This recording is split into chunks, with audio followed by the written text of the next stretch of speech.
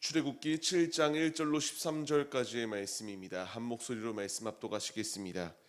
여호와께서 모세에게 이르시되 볼지어다 내가 너를 바로에게 신같이 되게 하였은즉 내 형 아론은 내 대언자가 되리니 내가 내게 명령한 바를 너는 내 형 아론에게 말하고 그는 바로에게 말하여 그에게 이스라엘 자손을 그 땅에서 내보내게 할지니라.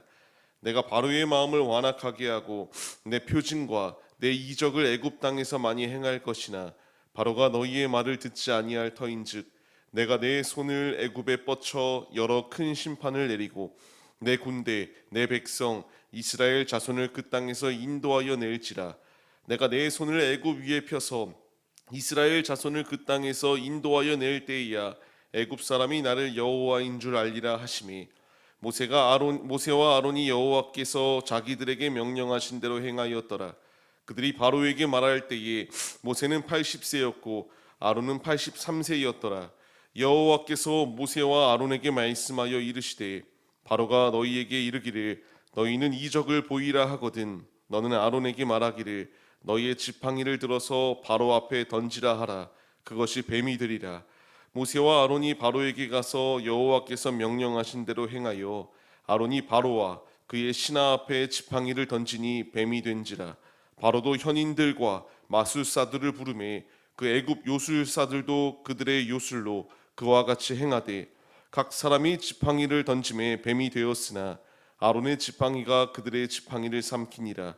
그러나 바로의 마음이 완악하여 그들의 말을 듣지 아니하니 여호와의 말씀과 같더라. 아멘. 할렐루야. 오늘도 예배의 자리 가운데 모이신 성도님들 주님의 이름으로 환영하고 축복합니다. 같이 나눌 말씀의 제목은 말씀의 권위 앞에서라는 말씀의 제목 가운데서 은혜를 나누도록 하겠습니다. 어제 말씀을 통하여 모세가 부름을 받았던 이 모든 것은 인간적인 특출남이 있었기 때문에 부름을 받은 것이 아니라 전적인 하나님의 택하심 가운데에서 은혜를 입어 주님의 도구로 세워졌다라는 것을 말씀드렸습니다.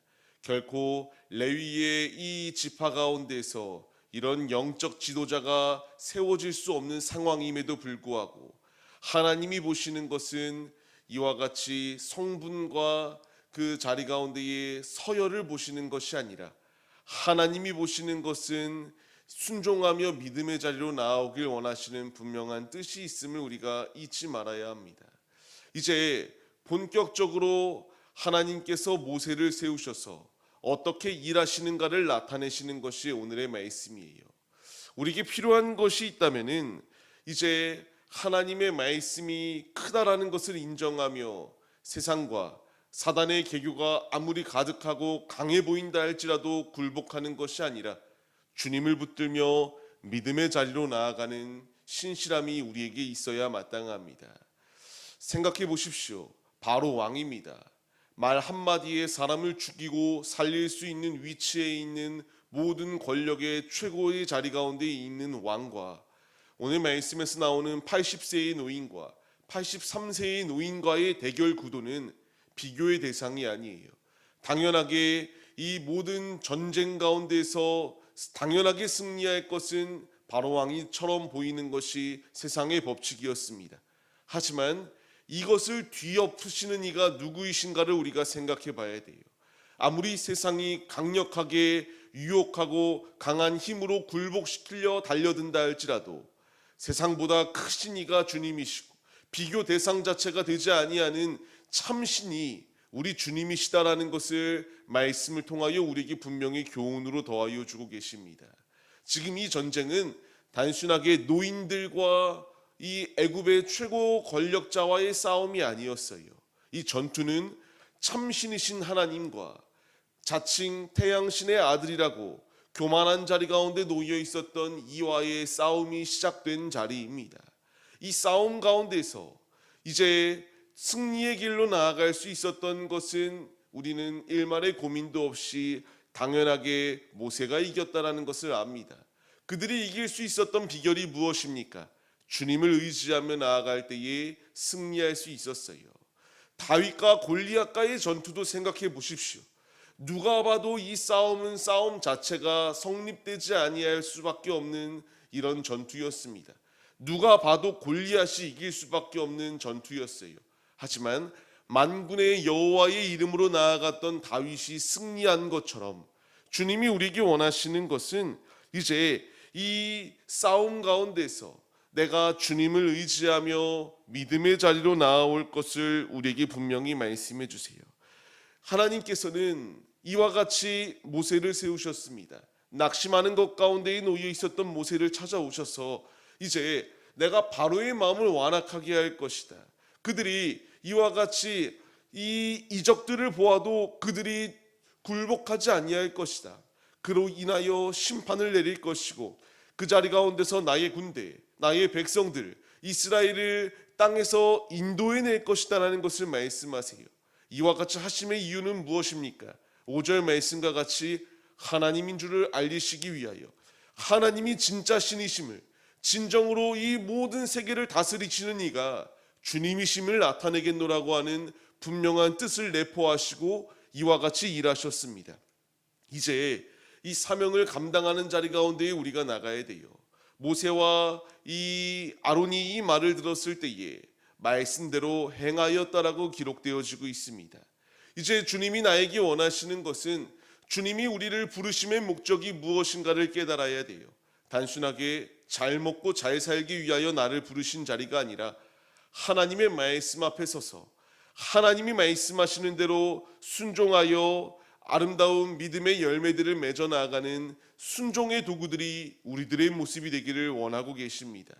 우리에게 필요한 것은 불순종도 아니요, 세상보다 하나님이 크시다는 것을 인정하며 비교 대상 자체가 되지 아니하는 하나님의 권위의 말씀 앞에 복종하며 믿음의 자리로 담대히 나아갈 수 있는 이 충만한 믿음의 모습이 우리에게 있어야 함을 말씀해 주십니다.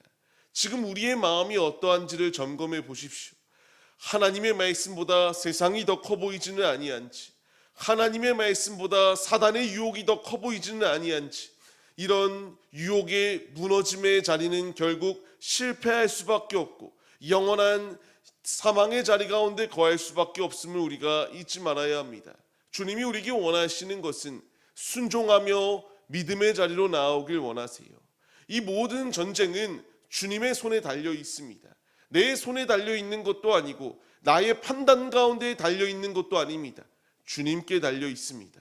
우리가 이 분명한 사실을 잊지 마시고 만군의 여호와께로 나와 순종함으로 말미암아 승리를 차지하는 용맹스러운 군사들이 우리들의 모습이 되시기를 주님의 이름으로 간절히 축원합니다.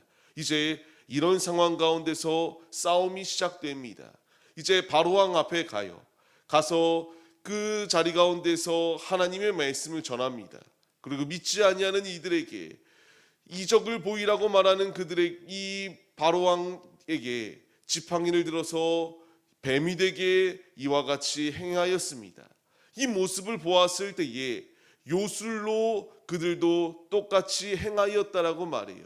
그런데 차이점이 있다면 가짜가 결국 진짜에게 잡아먹힐 수밖에 없었다라는 것을 보여주십니다.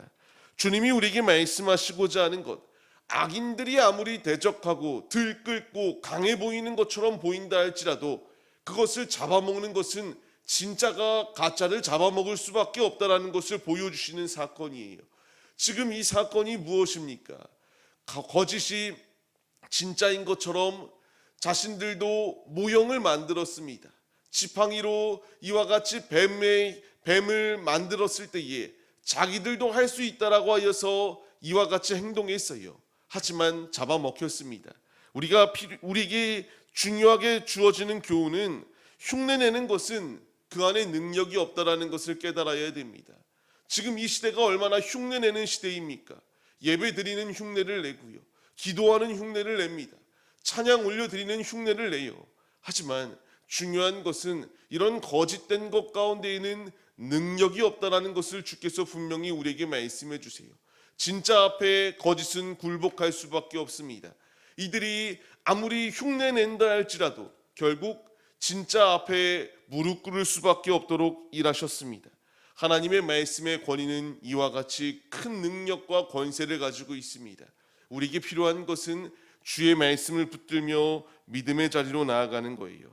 애굽처럼 강한 세력이 지금도 우리에게 하나님처럼 자신들이 교묘하게 다가와 흉내내려고 합니다. 나도 이만큼 할 수 있다. 하나님께서 주시는 것처럼 나도 너에게 줄 수 있다. 끊임없이 죄의 선악과를 먹으라고 우리를 유혹합니다. 하지만 이 가운데에는 능력이 없습니다. 구원의 능력은 하나님의 말씀 안에 거할 때에 주어지는 것임을 우리가 잊지 마세요. 그렇기에 우리는 생명의 자리로 나아가야 돼요. 비교할 수 없는 하나님의 능력이 우리를 붙드시고 계십니다. 아론의 지팡이가 이 거짓을 삼킨 것은 그리스도의 예표하여 보여주시는 사건이에요. 십자가 앞에 모든 죄와 사망이 잡아먹힌 것처럼 주님께서 이 모든 죄악된 것을 다 삼키시고 다 멸하시며 승리하셨습니다. 고린도전서 15장의 말씀을 보게 되면은 사망이 이김에 삼킨 바 되리라고 말씀하십니다. 주님의 부활은 세상에 어떤 흉내도 낼 수 없는 참된 생명임을 우리에게 보여주세요. 그를 믿는 자에게 우리에게도 영생의 축복이 있다라는 것을 말씀하십니다. 삶을 시작하는 성도님들, 거짓이 얼마나 난무하는 시대를 살아가고 있습니까? 이 거짓 가운데의 마음을 빼앗기는 것이 아니라 우리가 귀를 기울이고 마음을 고정해야 될 것은 주님입니다. 말씀의 권위 앞에 우리가 복종하십시오. 세상의 모든 화려함과 강력해 보이는 모든 것들은 주님 앞에 패배할 수밖에 없는 것에 불과합니다. 부질없는 것 가운데 마음을 빼앗기는 것이 아니라 주님을 붙들며 오늘 하루도 말씀 안에서 힘차게 승리하시는 믿음의 용사들이 우리들의 모습이 되시기를 주님의 이름으로 간절히 축원합니다.